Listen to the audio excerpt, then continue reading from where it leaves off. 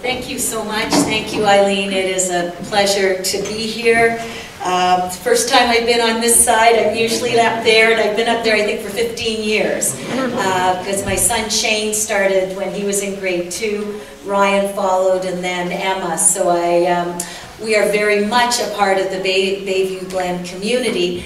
And yes, I do leave on Wednesday morning. And typically I leave everything to the last minute. So typically I would never take on a speaking engagement like this, that close to leaving. But this was something I really had to do, wanted to do, and it is my pleasure to be here.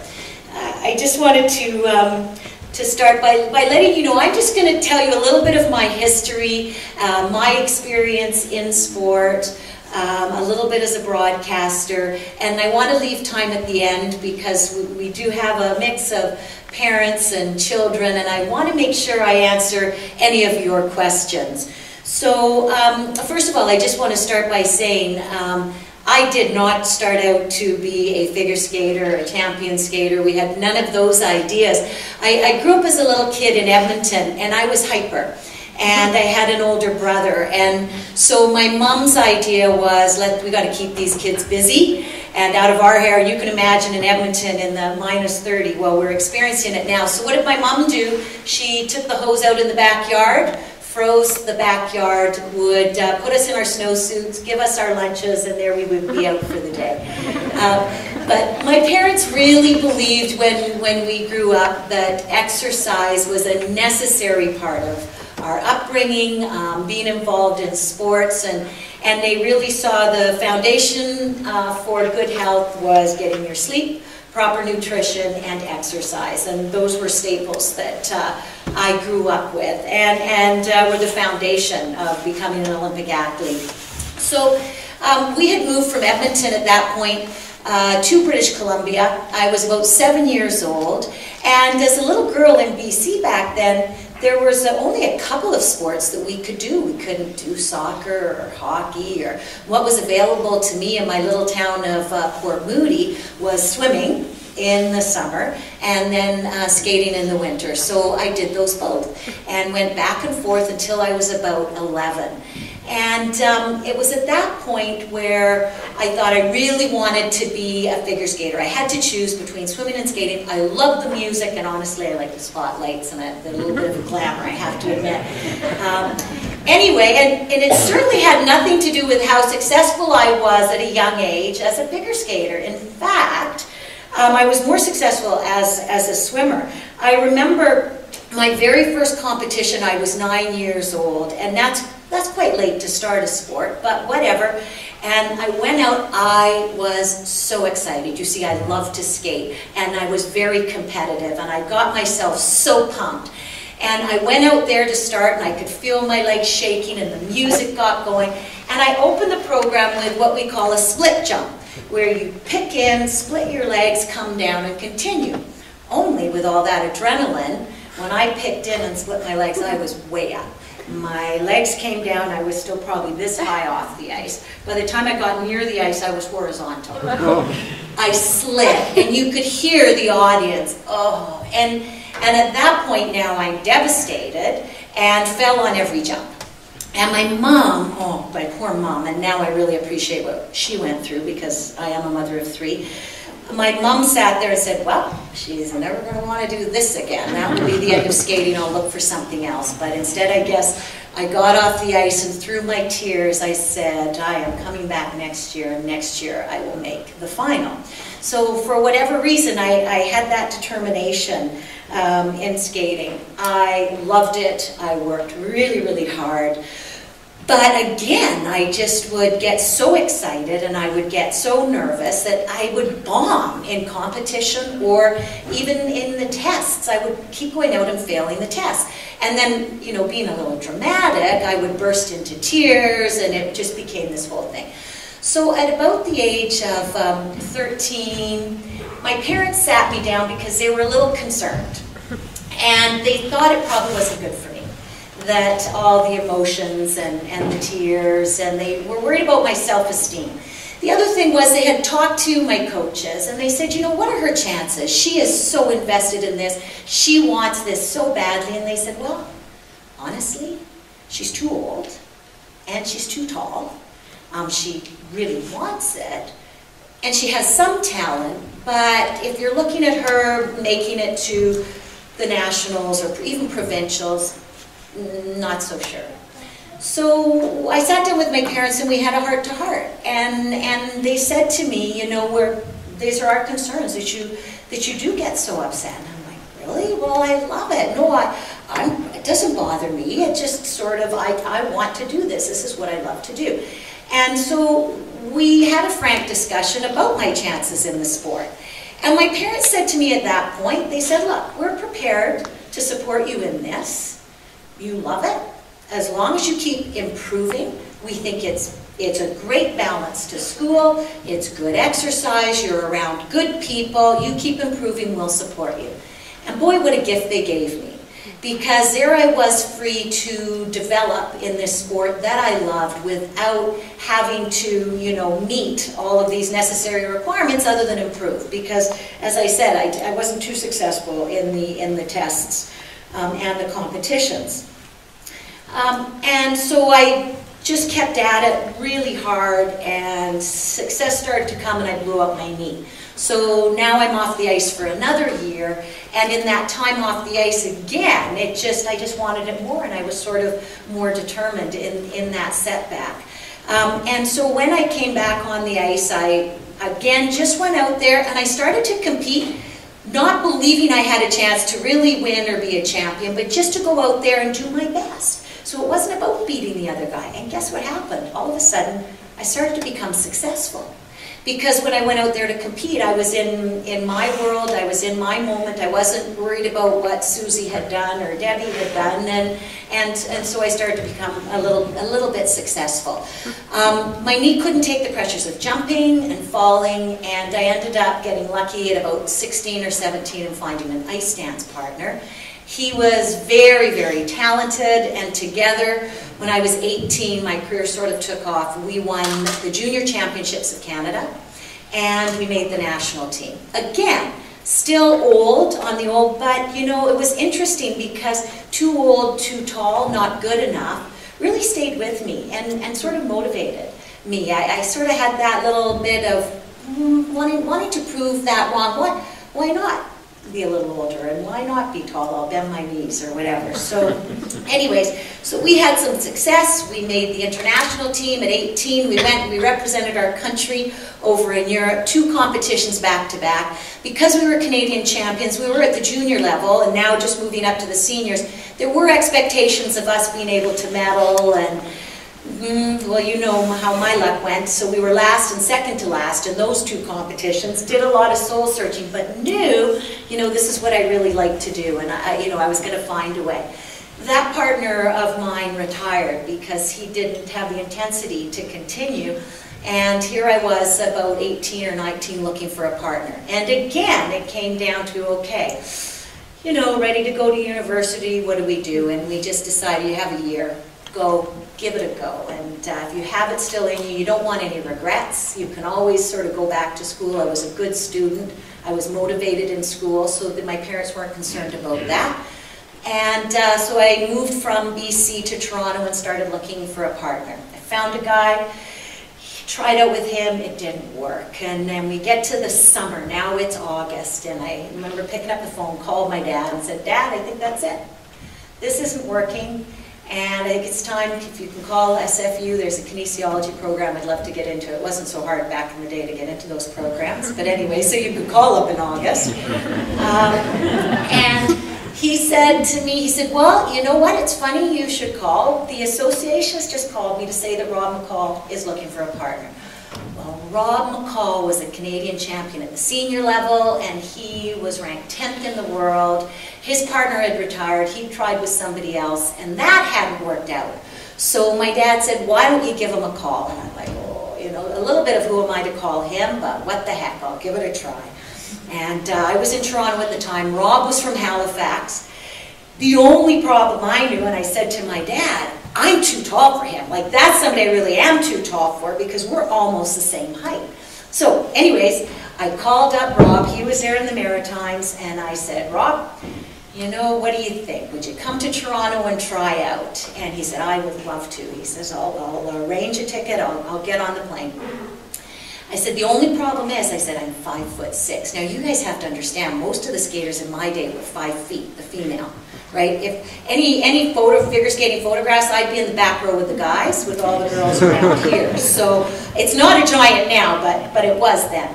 And so anyway, so I said to Rob, you know, I'm 5'6". He said, Tracy, I know a Russian team.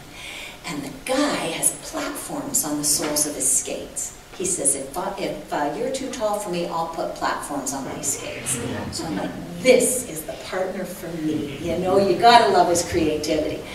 At the end of it all, he never did put platforms in his skates, and I had to learn to bend my knees. So anyway, I still have the thigh muscles to show for it. We got together in August. He honestly was such a talent. And you know, right place at the right time. In January, we won the Canadian Championships, and then we moved on and finished 10th in the world, our first World Championships. With Rob, you know, I learned so many different lessons, and I just wanted to go through a few of them. Some of the lessons from sport that just relate so much to life, school, business, whatever it is you're doing. And I think one of the things was teamwork and working as a team. With the other skaters in the rink, you don't think of figure skating as a team sport. It really is an individual sport. And you know, we all are so competitive. And I look at even in schools now, our kids, they have to be so competitive to sort of get those spots and get the marks and get the university placements. But you know, it can also turn in on you. Competitiveness is a good thing, but if it's not used properly, it can work against you. And where that was clear for us, when we first started together, we trained in Vancouver. First year, we were sort of going under the radar. The other people that we skated with weren't our competitors. They weren't ice dancers. They were single skaters, pair skaters. And we just naturally pulled together in a short time to cheer each other on. So, you know, when you're doing your training, it can be really, really hard to keep going. And everybody on the ice would be applauding, cheering you on. And we did the same for them. We got to the Canadian Championships, and all of the skaters that we trained with had personal bests, had these great results. And not only did we have great results, but it was so much fun, the process of the training, of getting there. You were just felt lifted, and you got excited for them, and they got excited for you. The following year, we moved back to Toronto, and we were in the national program with all of the top ice dancing teams in Canada. And, you know, we'd be on the ice, and, you know, you'd see somebody sort of stumbling, because we're competing. We're competing nonstop, and the tension sort of turned ugly. It wasn't supportive. And it just felt like everybody was pulling each other down.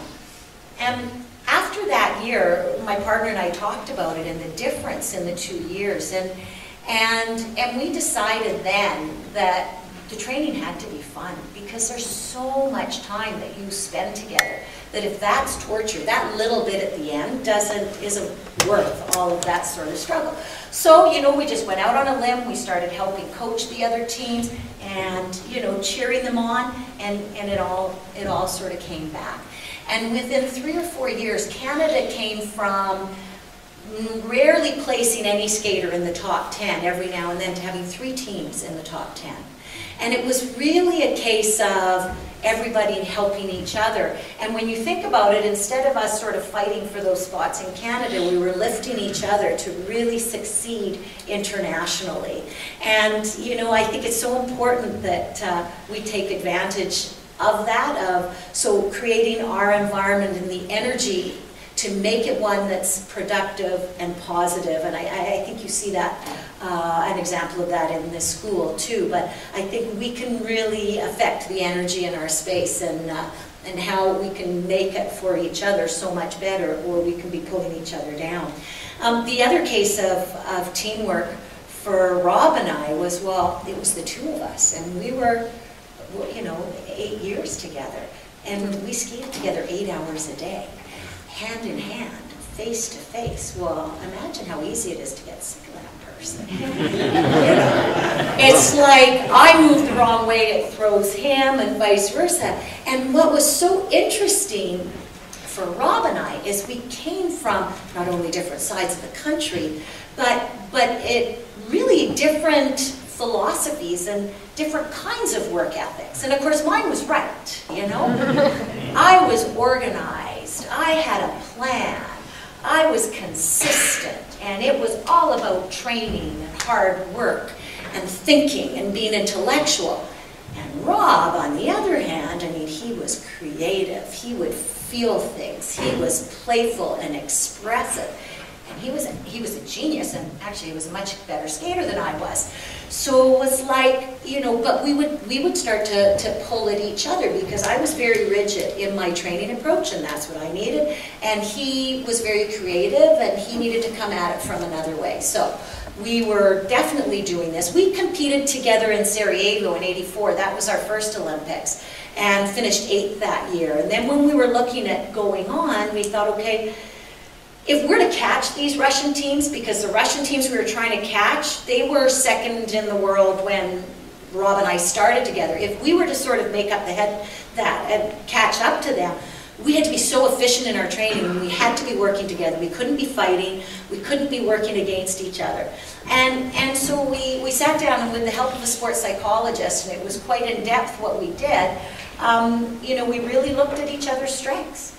And so instead of focusing on the weaknesses, like Rob was always late, Rob wouldn't miss a meal, he didn't feed it, and Rob would look at me, well, you know, she's not that good, but, you know, whatever. So we started to look at each other's strengths. So mine was organizing, plan, consistency.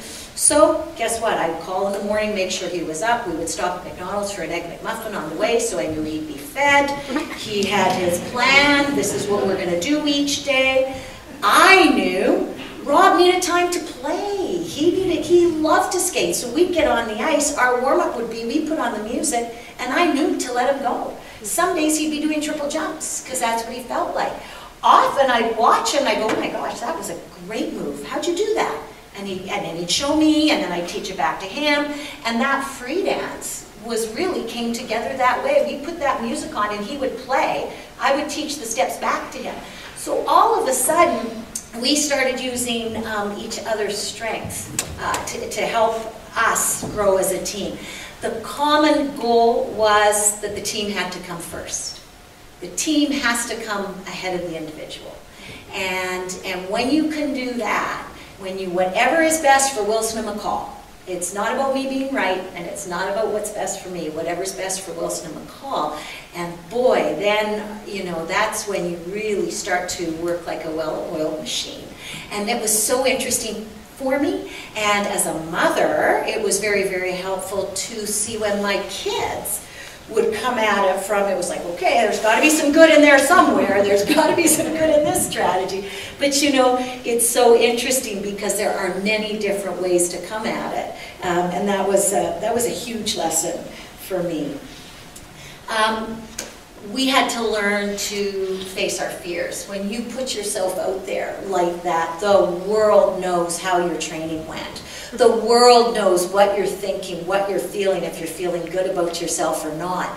And in my very first World Championships with Rob, we'd been together 6 months. The year before was my first year at seniors in Canada, and I finished 6th.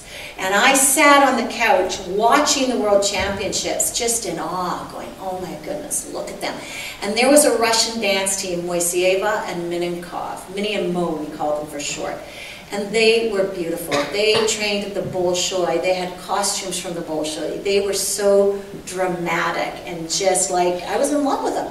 Well, a year later, I'm at the World Championships and they're on my practice. You know, they're trained at the Bolshoi. I'm from Port Moody. I like the Vancouver Canucks, right? I'm still learning how to point my toe properly. So we go out on the first practice, and the other problem was, because we were new, financially we didn't have the best. We didn't have the best outfits, but there was So we actually didn't have any practice outfits. We called Rob's best friend in Halifax, and they were a dance team, and said, could we borrow your outfits for our practice? They said, yeah, sure. The only problem was I was so much taller than her, I had to use carpet tape to hold the back of my dress down. And I'm out there knowing this, you know, I'm putting on a show, but I'm feeling like I don't belong here. And all I really wanted to do was stand and watch Minnie and Mo close up. So came off the ice, and the team official, Barbara Graham, God love her, she was so honest and so just, she told you like it is. And she said to me, wow, you look like you didn't belong out there. And I'm thinking, yeah, I felt like I didn't belong out there. So, and that was a real, wow. I felt like I didn't belong out there. I looked like I didn't belong out there. Now what, right? I gotta go out there and compete. And so, you know, you go back and you sit and you try to find the courage. And there's some sleepless nights. But one of the things that I arrived at was, okay, you know, if you believe you can or you believe you can't, you're right. So let's start with that. And let's look at the truth. So the truth is I knew at this. I am not trained at the Bolshoi. I got new outfits. They're not that great. I'm only in my second year senior, and I'm competing against Torval and Dean and Moiseev and Minenkov, and I can't beat them. Is that the truth? Absolutely, that's the truth. Okay, what else is true? What else is true? Well, I got one of the best partners. Like, I am so lucky to have Rob and Call, and we have this really good choreography and really good music. And you know, the audience really seems to like it because they like the music, they like our choreography. And you know, I'm in my first worlds, but if I ever want to get to where they are, I have to get out there in my first worlds being less than. I have to get out there and get that experience. I have to take that if I'm going to be where they are one day. So it's like, okay, so those are all the truths. What ones are you going to hold on to? What ones are you going to hold on to? And just if you can remember, the negative thoughts move you here. You just grab on and they'll take you right down. They'll have you shaking, they'll have you feeling inadequate, they'll have your body language just...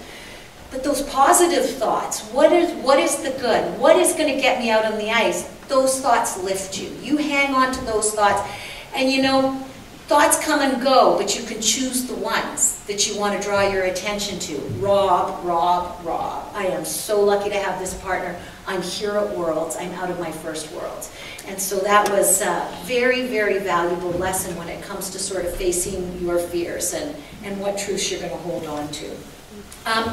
The goal setting, as I mentioned, that was really my thing, and I would look at, okay, where is it that we want to be, and I would imagine what that performance would look like, and then start counting back.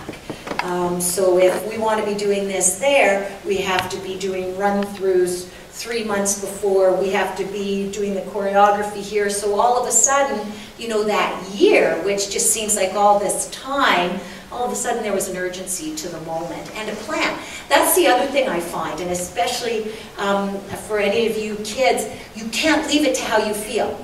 Because we're human, and often we just don't feel like it. Because how do I feel today? Oh, a little bit tired. I didn't sleep that well. A little bit hungry. You can't defer to how you feel. You defer to your plan. So my plan says, I know I have to do this run through. I have to do this 20 minutes here. I have to do that there. It doesn't matter how I feel. I just have to do it. I just have to do it. And when and that's what's going to move me ahead. Because if half the time, if you get there and you think, do I feel like doing homework today? No, not really. But if you know you've got that test, and that test, you know, leads to that course that you want to get into or that program, it's a whole different sense. So don't leave it to how you feel. Follow your plan. I mean, the feeling only comes in a little bit if it's drastic in terms of illness or whatever. The visualizing, the being able to see what it is that you want, and you know what, dream big, because it's those sort of the big dreams that give you goosebumps. And I always say, why not? Why not me? And so dream about what gets you excited. And that's what gets you through the moments when, you know, in the pre-stages, in the early stages. you know, one of the things for Rob and I was going into Calgary, and I talked about how I used to get excited and the adrenaline when I competed. Well, Rob was the same way. So we really had to work at keeping ourselves grounded.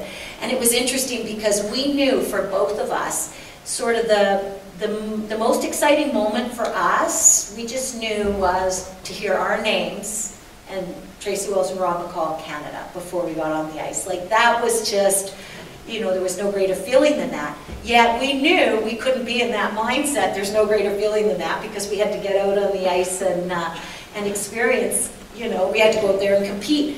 And so we did a lot of work with breathing. And it's really quite simple, but if you can be aware of your breath when you get nervous, anything that you do, but literally we prepared for that moment in terms of, okay, what is it going to be like?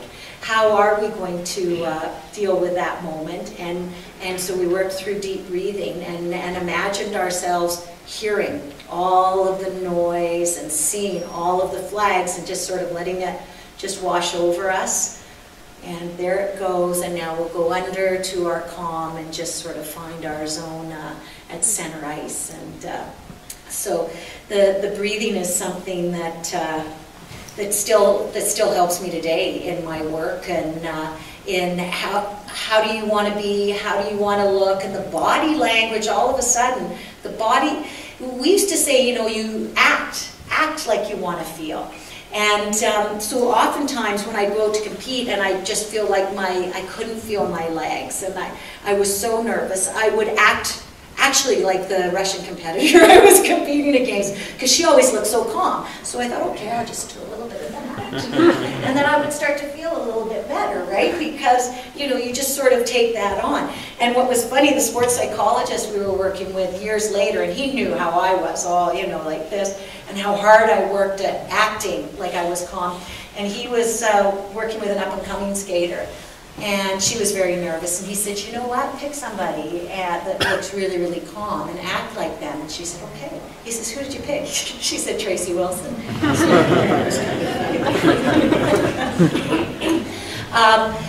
After the Calgary Olympics, Rob and I skated together for a couple of years as professionals, and then Rob got sick and passed away.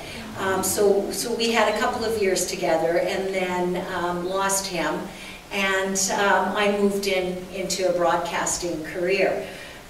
You know, through the years, my parents always, it was very much about an education, and sports worked around the education, and sports was always about making your education better. So when I was in elementary school, I was in an advanced program, and I used to swim in the mornings before school, and my mom went in to talk to the principal to see if he was okay with that. I said, oh yes. She comes in focused, ready to work, awake, the whole bit. So they really saw that the exercise and the fitness helped me as a student. I skipped a grade and I started school early, so I ended up being finished high school at 16. And so I took some university courses, but I kept sort of skating because I had that one last chance. But I never saw skating was going to be a career for me. So on the side, I was always trying to find some way to educate myself. And when I first moved to Toronto, my dad said to me, I said, okay, well, we couldn't afford to go to school and skate. That was not the option. So he said to me, well, read the Globe and Mail business section every day and enroll in Toastmasters. He said, you have to sort of get your mind out of just the skating ring. Okay, well, I tried the Globe and Mail business section. I'm sorry. My eyes would glaze over. However, the Toastmasters was a fit for me. And so I took this Toastmasters International, which is a public speaking course. And it was very fortunate that I did, because as I was training for the Calgary Olympics, I was approached by IBM. And back in, that was in the 80s, was sort of at their heyday. And they had picked the best students from all the business schools trained them, put them out into the workforce for a year, and then brought them back in for a final accounts marketing school, they called it. So they asked me to come in and speak at the school.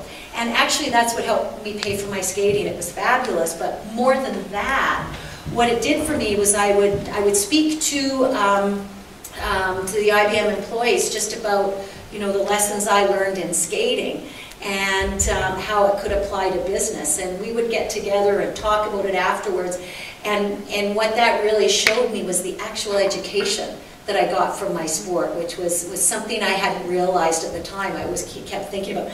But anyways, and then when I was on the road for a couple of years touring, I read a ton. I read anything that interests me, and mostly it became business books and psychology. And then I did a lot of public speaking courses. I took the cassettes with me on the road, and just to sort of keep my mind active. So when I did lose Rob, and I did lose my skating, and the broadcasting opportunity was there, fortunately, I knew enough to sort of get my foot in the door, and so was able to establish a career in it. And when I started as a broadcaster, I started in all sports. I didn't do figure skating. And I thought, no, I really want to take this on as a career. If I do figure skating, I'll get pigeonholed, so I'll do all sports. And so Rod Black and I were co-hosts at a lot of events for CTV. And one of the early ones, I think I'd been in it about a year, was down at the Sky Dome, and it was for the baseball all-star game. Do you remember way back? It was, I think, 1991. And so we had the all-star game, and I remember that because I just had Shane. My son was about a month old, and there I was with him in the boardroom at the Blue Jays, trying to, you know, feed and take care of him with the babysitter, but they're at the baseball game. Anyway, so my producer said to me, okay, and I thought I was going to be doing some sideline interviewing. My producer said to me, okay, Tracy, your interview is going to be with President Bush and Prime Minister Mulroney. Right. Okay, so, and my mind's just spinning, you know, okay, so I get the guy from the President's office who came in to say to me, okay, this is how it's going to happen. You cannot take a producer or anybody with you. You can have the cameraman, that's it. We will take you through a corridor. You will wait for 5 minutes. NBC will go before you. We'll call you in. You will come in and you'll do your interview. You can ask one question, that's it. And then we'll escort you back. So it's like, oh, great. Okay. So I get escorted through, and my mind's going, okay, well, I can't just ask one question. So how am I going to get the second one in there? But anyway, so now I go in this hallway, and everybody is very still and quiet and stiff, and they're all the Secret Service agents. And I'm standing there, and I'm trying to, okay, you know, go through my mind of what I'm doing. Well, all of a sudden, I realized everybody in the hallway was looking at me. And then I realized I was standing there, still thinking I was a skater. Anyway, I shouldn't have been so nervous, because you're not going to get two better interviewees than those two. All I had to do was go like this, and they just took it away. But anyways, it was quite a moment. But I mean, now the deep breathing, the imaging, I still do now. I just don't jump up and down where people can notice. But I did, at that point, I had Shane. I was pregnant with Ryan. And I knew that the traveling around doing sports wasn't going to fit with my life as a mother, which is really where I saw myself. So I just moved and did the figure skating events and worked that into to raising my kids. But with the interesting with the sports and talking with my mom. Just about her thoughts when I grew up, and I did mention how my parents just felt it was really important that the sport sort of backed up my education. And my brothers did sports, and they did not go to the degree that I did, but it was just as valuable for them. And you know, my mom used to say to me, she said, you know, the car rides, she said, what I almost found one of the most valuable things. She said, because when you were a teenager, you know, we were in the car together, and you may have another skater with you, but I always sort of knew where your head was at. There was always that connection, and I remember those trips with my dad too in the car. So it was really interesting for me. Our kids are all involved in sports, and were then too. And there was a time with my son Shane, I think he was about 14, I was driving to a hockey practice, and he said, "Mom, Dad and I have the best talks on this drive when we go to this practice." And I thought, you know what, okay, you know, it's worth it for that. My daughter Emma is a horseback rider, and I remember back in grade 8, she was finding school very, very stressful. And we would get in the car, and she actually wouldn't speak much on the way to the barn, and then she'd get in there with her big old horse and have to clean him off and clean up after him, and would get out there for the ride and come back into the car, and she wouldn't stop talking. The whole way back was this conversation. And again, it's having that connection. And I think, you know, for me, I was very, very fortunate. It went the way it did, and my career is in sports. But that doesn't validate really the experience. The experience is what's so important. And just in closing, I think if we can find, I mean, sports is great. Obviously, I think it helps your cognitive development, as you know, your physical fitness, the fitness of your mind, and I think it helps you to focus. I think it helps you to plan your time. You know, if you have all weekend to study, you take all weekend to study, right? If you're fitting it in, you kind of can get to it. But, you know, I think the real value is when you can get lost in something.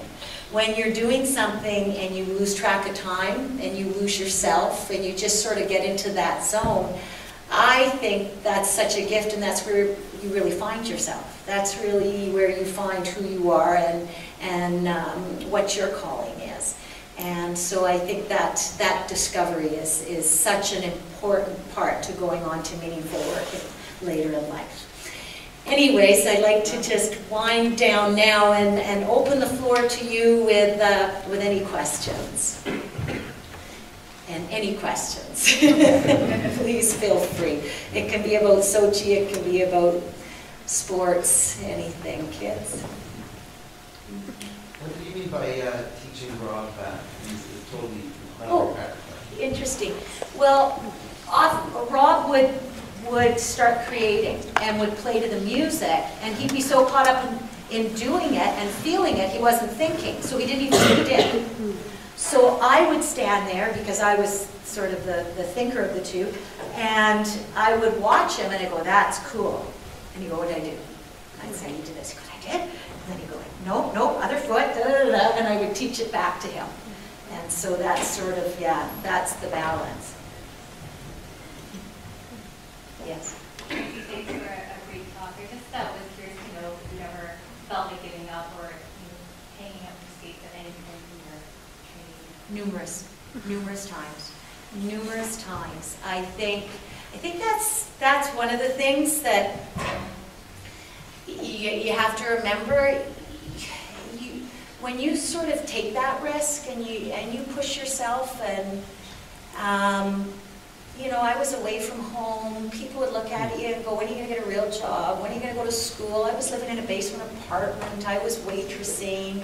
My parents were making ends meet, trying to help, and so I constantly would go through the soul searching, and that was an ongoing thing. But I think the idea was, I'm not done yet, and I didn't want to have regrets.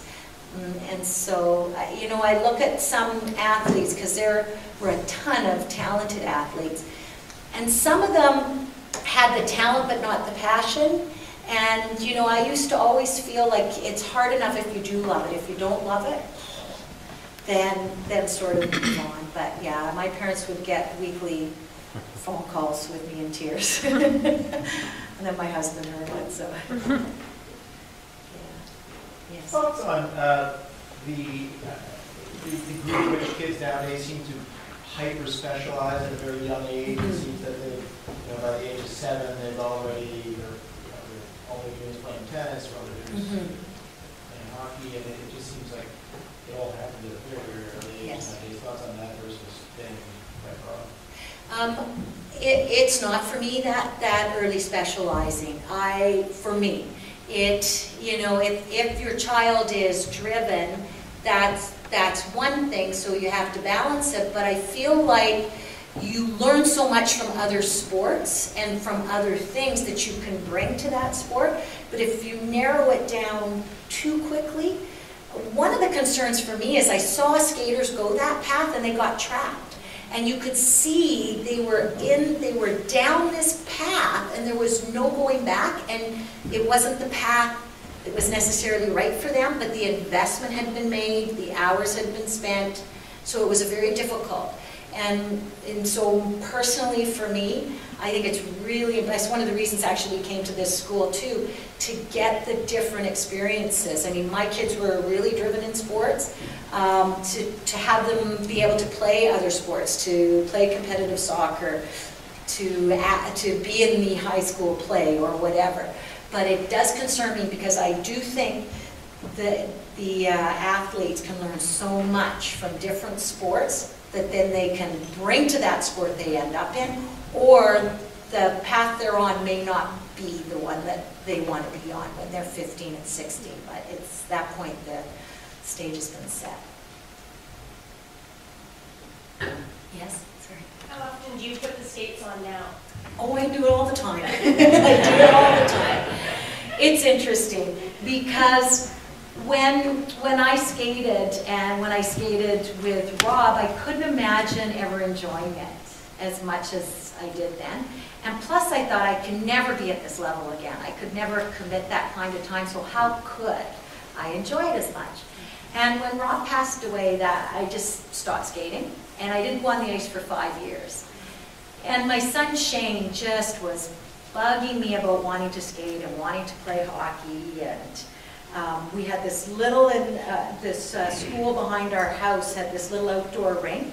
So I took him out to skate, and I was skating around with them, and I went, all of a sudden I had this, oh my gosh, this feels great. And I thought, of course it does. You've done this all your life. So anyways, I got back into skating with my boys and skated with their hockey teams, and it was really, really fun because it was nice to sort of share that with them. The truth of the matter is, I was at a cocktail party with my son's coaches who were drilling them way too hard, and of course I told the coach what I thought was wrong with how he taught. So guess who got 2 practices a week? And it was fun, you know, I'd get the boys out there, it was so, I'd put on music, and I would do ice dancing skills. And the boys, like, we would be doing cross rolls down the ice to Shrek, and it was so much fun, and it was really fun, and I sort of grew up with my boys, like, you know, 5, 6 years on the ice with their friends and did that. So then I ended up, I think about 9 years ago, I got a call from the cricket club. Brian Orser is a good friend of mine. Of course, we competed together in Calgary. And they were looking for coaches because their skating program had sort of fallen apart. And so Brian and I went in, and we had all these great ideas and said, you know what, we can help you for 3 months. We'll help you sort of organize it, get some coaches, and move out. So, and we had so much fun with her 9 years later. So I skate all the time. I'm training 2 skaters that are going to Sochi, a Japanese male skater, Yuzuru Hanyu, who was 4th in the world last year, and Javier Fernandez, who was 3rd last year. So they'll be going, and I'm on the ice. We have a group of adult skaters that I do a class with once a week, and I can't believe how much joy I get from it, just from the experience of skating. Yeah. One of the things that I noticed from your experience is the resiliency. Yes. I think you've come, like you said, through the journey of where women basically were put in one place to where now there's so much opportunity. And also you had an incredible journey through the challenge, the social challenge of AIDS, and going through that with your partner, and, Yes. and going through his death. Yes. I was wondering whether you would share that, because I think that you're a real powerful part of helping people understand riding those difficult waves and coming up on top. Mm-hmm. You know, if we start in the early years, how important is it to understand failure and not to be afraid of it? And, you know, the strength you get from that, honestly, you know, the strength I got from waitressing and living in that basement apartment, and busing the hour and a half to the rink, that's where resilience starts to come, that's where it comes from, and that's, you just feel so strong when you're, you know, it's not a protective environment.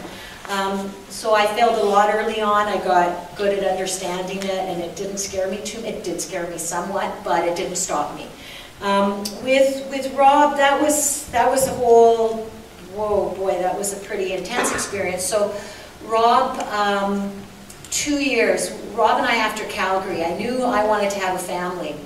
And after Calgary, I said to Rob, you know what, for 2 years, I'll do anything you want to do, any shows, you know, let's just go and experience it, because after that, Brad and I want to have a family, and I don't know which way it's going to go. So, and it was literally 2 years to the day that Rob got diagnosed with AIDS. And, you know, for us in our relationship, because I was the organizer and the planner, and I always kind of came up with a way, it was one of those where it's out of your hands. And to watch him go that alone, it was a tough time, because it was early on with AIDS where people were shamed. It was, you know, you talked about AIDS and that was shame. And for Rob, his reality was he was still well enough to choreograph, and he still wanted to skate a little bit. But at that time, a lot of our work was in the States, and the US government had basically said, if you have AIDS, you cannot come to the States, you can't cross the border. So Rob asked us not to say anything, which we absolutely respected his wishes. But I remember calling my mom and saying, I don't get it, why would anybody care? And, you know, my mom says, that's the reality that he's living with, and, you know, you felt like, I'm not ashamed by it, but it feels like I am because I'm not talking about it. But anyways, whatever, we respected those wishes. And, you know, it's just to see how far the world has evolved when it comes to that illness, and, you know, gays and just the acceptance. It's a whole different world now than what they had to deal with then. Yes. Tracy, it's great to see your passion. You know, athletes obviously are great athletes. Are always talking about the passion that they have. Talk a little bit about, because not everybody in this room is an athlete, but they're going to be passionate about something that's important in their life. And I think it's important for the kids to hear that, so that they're not just thinking about, I've got to be a great athlete to be successful. You know, they have to apply their passion to something that they really love to do. So just talk about that for me. Yeah, I think it sort of starts with, what is it that you lose yourself in? And it can be anything. Like, I remember watching my son, one of my sons, write a story, and his tongue was out the side of his mouth.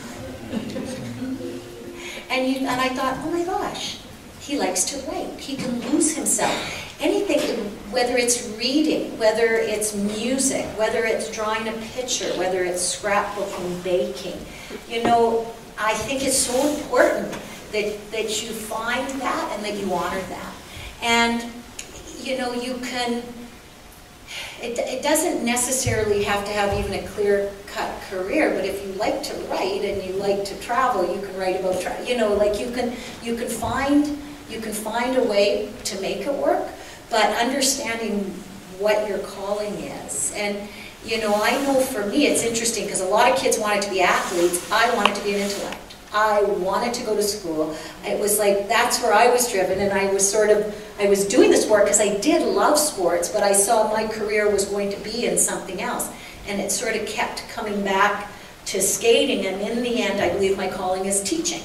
And my teaching is on the ice and on the air. When I'm teaching about skating, that became my calling. But I think the other thing for students that's really important is you may not know what that clear path is. You may not know where it's going to lead, but you know, there are times where you just go, okay, what do I like? And give yourself 5 years. You know, give yourself time, give yourself the university experience to try this and this, and the answers will come, and you'll start to find your path, and if you love what you do, you'll be successful. Yes? You ever think you would make it to the Olympics? No, I didn't. I didn't, honestly. I dreamed about it. I dreamed about going to the Olympics. Like I remember seeing, I think it was Innsbruck, and I saw the athletes come and march in, and I thought, oh, I would love to be that. I didn't think I would be that, but I loved that idea, and I loved the idea of representing Canada. And so those two things were motivators, so that, you know, when I have to tell you, when I was skating, I would pretend I was there, you know, like I would pretend, you know, I was that person, and it was the Olympics, and I was, you know, and I'm sure, you know, little tennis players can do the same thing, and you picture you're that person. And then you just say, why not? Why not? Yeah, I'm too old, and yes, I'm too tall. Okay, I'll deal with it. Let's find a way. And I think, you know, people like to tell you why you can't do something, and that's fine. You need to know, you know those things, but your job is to think, what is it that I want, and how am I going to get there? Oh, so there's the problem. Okay, I got to try this. Okay, I got to try that. And you know, you can be very, very creative if you just give yourself time to find a way, and don't give up. If that's what you want. Your passion brought you fitness. In the context of just being fit and healthy, how do you motivate your children if they're not passionate about a sport, but you want them to appreciate the benefit of fitness in their lives? Right. It's interesting. That's when I look at my 3 kids, I had 2 that you just couldn't stop. You know, you'd be holding them back like racehorses. So, and we used to find whenever, for me, the house got crazy, it was like, okay, walk the dog, go, okay, up and down the hill 5 times, okay, beat your time. And then you could finally calm them down so you could actually have a family meal. My daughter, for instance, it was interesting for her because she got the mantle of, oh, are you going to be like your mom? Oh, are you going to skate? And so it was more difficult for her because right away the expectation was, are you going to be an Olympian? Are you going to be? So that was tough. And my job with her became, I just kept looking for things that she might like. So she tried everything. And the funny story was, and I'm a competitive mom, right? You can imagine, well, a competitive person. So there I was with her at a soccer game. And my little Emma, and she's out there. And I used to love soccer growing up. Of course, they didn't have it for girls back then, but my daughter got this chance to be on this team. So she's out there playing, and she comes back to the sideline, and all the parents are there, and she said, Mom, and it was 3-1 in the game, and they were losing. She says, if we lose this game, does that mean we're out of the playoffs? And I said, yeah. She went, yes!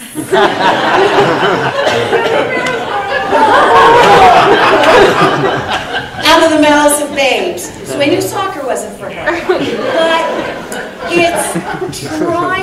it's just trying to find out, and you know, even if it's walking the dog, even if it's just, you know, walking, biking, that there is an expectation that in order to have a healthy life and to be what you can be, you have to have the fitness. That's where school plays such a big role.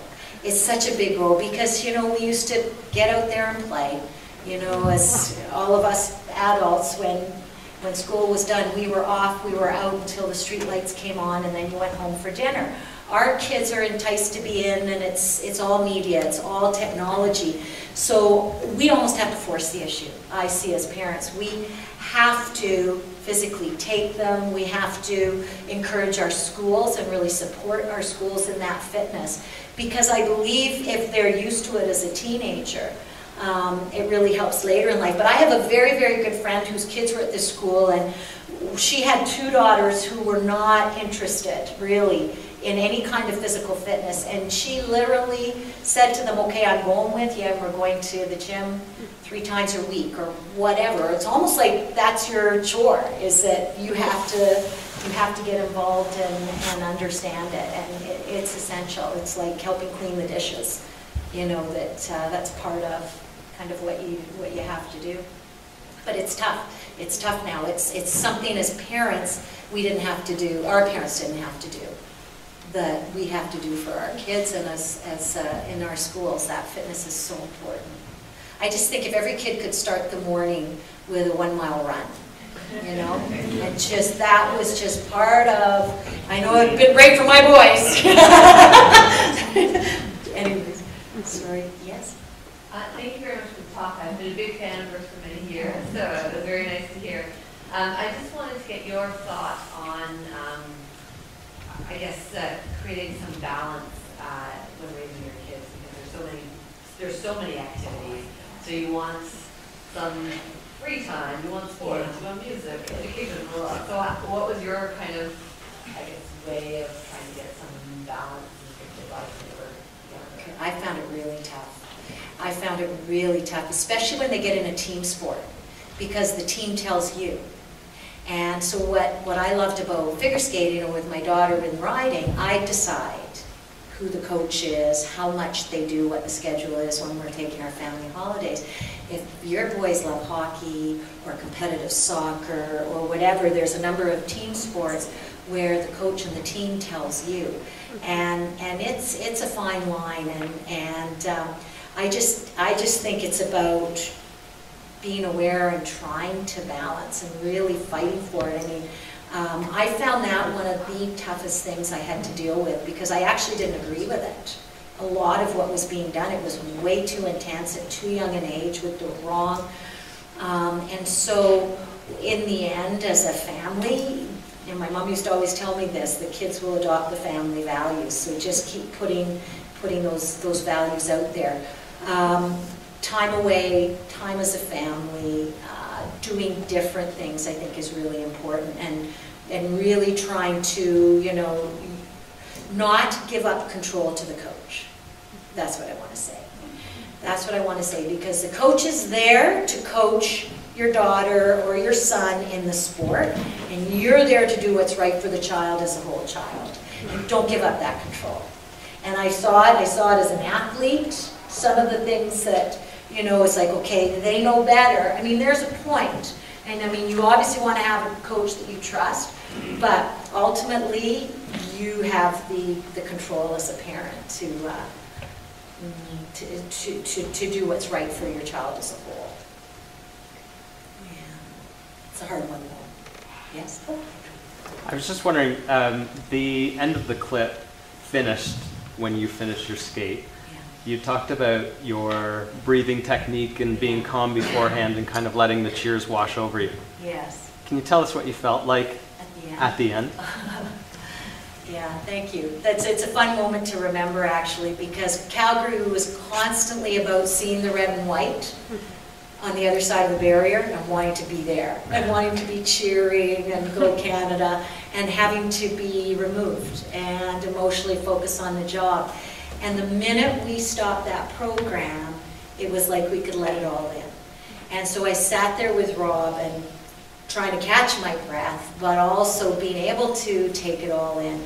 And it was a tremendous ovation. We were in Calgary, and that audience was with us throughout. And I stood there at center ice and didn't want that moment to end. I literally just didn't want it to end, and I thought, okay, remember it. But the other feeling for me that I'll never forget is the one of gratitude. At that moment, I just wanted to thank somebody for that experience and for that moment. So it was really something. And then, oh, and I did bring my medal too, in case, because I knew some kids were going to be here. But when it was really interesting on the podium, because of course we trained to win. Like you don't want to let go of that. You want to keep trying. But so we got on the podium. We came third behind two Russian teams. And you know, the Russian anthem is one of the most beautiful anthems. I know it off by heart, and it goes on and on. So I had a lot of time to think and reminisce. And I thought about our neighbors, Pat and Joe, and how excited they'd be. But the beauty of that medal was really to have something tangible to be able to share, because there's so many people that help you get there, and your teammates in the rink, and neighbors, and friends. So. And the other interesting thing, because I went to myself sort of, well, okay, you didn't win. But wow, how far you came by going for it. And so, you know, the risk is when you set the bar high is you don't get there. But the trade-off is you get so much further than you would have gone if you set the bar low. What's a typical day for you and Sochi going to be like as a broadcaster there? Like, what are you expecting when you go over there? Probably it's not a typical day. Probably Yeah. every day is a little bit different, but how involved do you get with watching the skaters, yourself formulating your own opinions, Mhm. or is the editorial kind of given to you? No, not at all. Oh. No, and part of my job, I'm with MVC, at this one, one of the reasons is they really want somebody to help educate the audience about figure skating and how it's assessed and if it's right, so I spend a lot of time in the rink. So I study all the practices, I take notes of the practices, and I'm constantly sort of meeting with people and getting a sense, because I try to figure out what may happen, and so that if something does happen, how do you explain it like that? And what does it come down to? So, you know, it came down to the spins, and you have to sort of be prepared for that. So I just will be there analyzing the skaters nonstop. There's a team event this time, so the skating starts earlier. And I think the competition starts on the 6th. The skating starts before the opening ceremonies, but yeah, it's pretty intense. A lot of skating. Yes? Will you be skating too much or going outside No. the stadium? No. I don't know that there's much to see, but I understand security's really tight. There's not a lot, but no, because there's so many skaters. If you've got 30 skaters in each discipline, you have to sit through all of those practices because, you know, I may want to see only 10 skaters, but they're spread throughout the day. So it's pretty much noon to night. I get out for some runs, there's a couple of people I've worked with now since the early 90s. And so we make that sort of a habit. We get out and see it, but yeah, pretty much just the working. Can you explain the technological journey that you've gone from when you started to how it is now? 'Cause I know that Vancouver was supposed to be In terms of the broadcasting and projecting all the information out to the audience and all the different platforms. Yes. You know, that's something, so the different platforms and how TV has changed. All I know is that our crew is huge in terms of commentators. They keep bringing people on because of all the different platforms.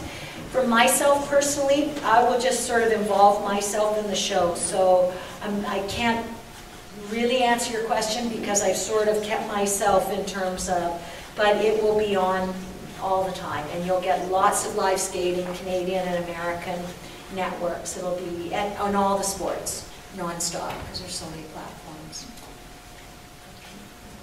Do you think it's tougher these days for kids to remain focused at something long enough to be successful because of all the distractions they have now with, they got smartphones and social media? I guess I'm talking more about studies and careers rather than sports. It seems there's so many distractions. I agree. In the old days. Totally. I mean, if you think for us, so I'd go home, I'd have 3 channels to choose from, none of them good. If I called a friend or if I had arranged to meet a friend, I'd actually have to go and meet that friend because they'd be waiting for me. If I said Tuesday, I'm going to meet you Thursday, you'd meet that friend. You'd have to think, you sit on the couch, you think, what do I want to do? You know, and you'd have to get up and do it. Our kids can sit on that couch, they can open the laptop, they can have their cell phone, they can listen to music. All they have to do is push buttons. They don't have to actually act. And, you know, just to me, again, it's just it's the parent's job.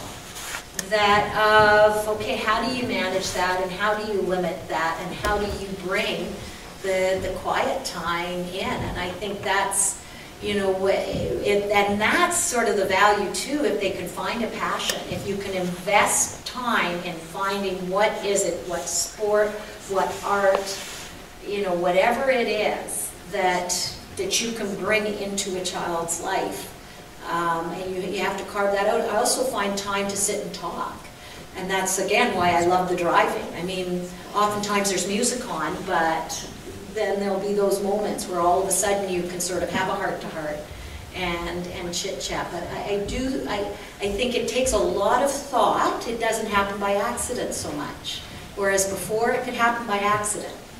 The kids could kind of find their way. I do believe it's more difficult now. Do you agree in terms of that? Yeah. So it's, you know, it's just finding and channeling and encouraging that. Anyways, okay, I think, thank you very much. If anybody else has questions.